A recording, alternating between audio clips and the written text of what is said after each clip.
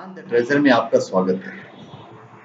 और हम आपको बताएंगे कि धनतेरस के दिन यमराज को दीपदान क्यों करते हैं और उसकी विधि क्या है। हम ये भी आपको बताएंगे कि उस दिन बर्तन क्यों खरीदते हैं।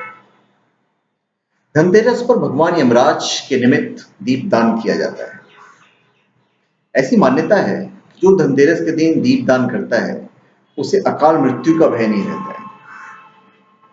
इस मान्यता के पीछे पुराणों में वर्णित एक कथा है जो मैं आपको शॉर्टकट में बता देता हूँ।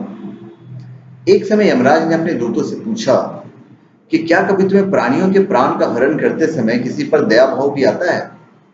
तो इस संकोच में पड़कर बोलते हैं, नहीं महाराज। यमराज ने उनसे दोबारा पूछा तो उन्होंने संकोच छोड़कर बताया कि एक बार एक ऐसी घटना थी जिससे हमारा हृदय कांप उठा था।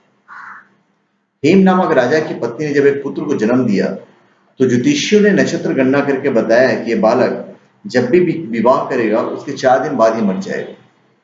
ये जानकर उस राजा ने बालक को यमुना तट के गुफा में ब्रह्मचारी के रूप में रखकर बड़ा किया।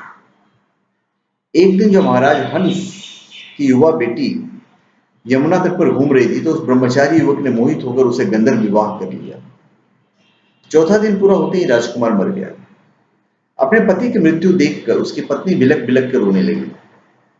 उस नवविवाहिता का करुण विलाप सुनकर हमारे हृदय भी कांप उठा। उनके असिस्टेंट लोगों ने बताया, उस राजकुमार के प्राण हरण करते समय हमारे आंसू नहीं रुके थे। तभी यमदूत ने पूछा, क्या अकाल मृत्यु से बचने का कोई उपाय नहीं है। तो यमराज बोले, उपाय है।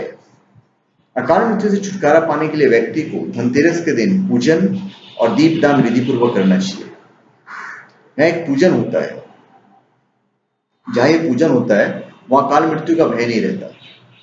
कहते हैं कि सभी से धनतेरस के दिन यमराज के पूजन का पश्चात दीपदान करने की कथा, जो प्रथा है, जो परंपरा है, वो प्रचलित हो गई। वही दीपदान कैसे किया जाता है मैं वो आपको बता देता हूँ। इस दिन सायंकाल घर के बाहर मुख्य दरवाजे पर एक पात्र में अन्न रखकर उसके ऊपर यमराज के निर्मित दक्षिण की ओर मुंह करके दीपदान करना चाहिए। दीपदान करते समय एक मंत्र भी बोलना पड़ता है, मृत्युआना पास हस्तेन कालेन भार्या स ज्योदस्याम दीपदाना तत्सूर्यज प्रति यामिति। ये मैं मंत्र उसमें कमेंट डिस्क्रिप्शन बॉक्स में लिख दूंगा। रात्रि को घर की स्त्रियां इस दीपक में तेल डालकर 4 बत्तियां जलाती है और जल, रोली, चावल, फूल, नैवेद्य आदि सहित दीपक जलाकर यमराज का पूजन करती है। हल जुती मिट्टी को दूध में भिगोकर सेमर वृक्ष की डाली में लगाई जाती है और उसको 3 बार अपने शरीर पर फेरकर कुमकुम का टीका लगाते हैं और दीप प्रज्वलित करते हैं।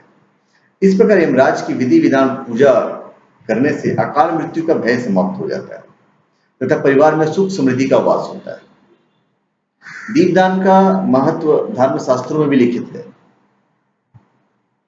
भगवान धनवंतरी का भी पूजन होता है।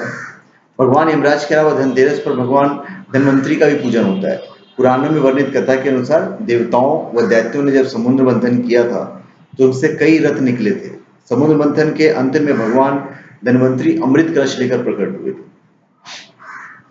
उस दिन कार्तिक मास के कृष्ण पक्ष में त्रयोदशी ही थी, इसलिए तब से इस तिथि को भगवान धनवंतरी का प्रकटोत्सव मनाए जाने का चलन आरंभ हुआ है। पुराणों में धनवंतरी को भगवान विष्णु का अंशावतार मानते हैं।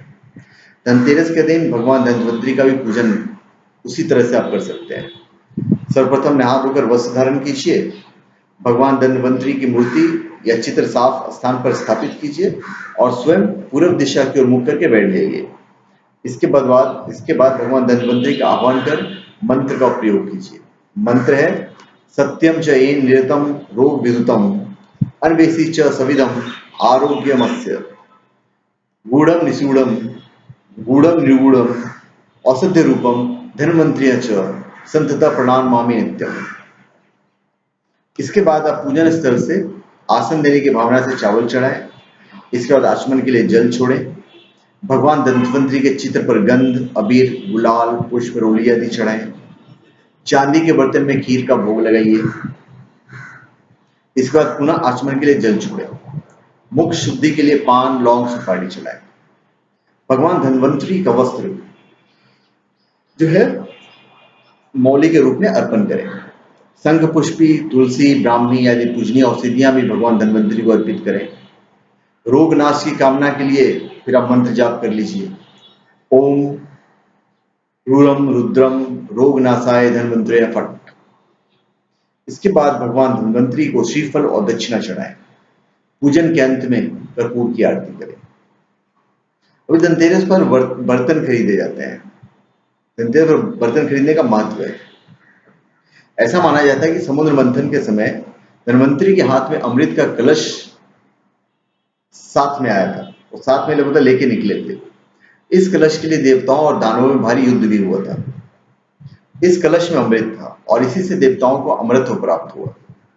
तभी से धनतेरस पर प्रतीक स्वरूप बर्तन खरीदने की परंपरा है। इस बर्तन की भी पूजा की जाती है और खुद व परिवार की बेहतर सेहत के लिए प्रार्थना की जाती है। तो धन्यवाद। आप हमारे चैनल को सब्सक्राइब करें और अपने कमेंट दीजिए। धन्यवाद।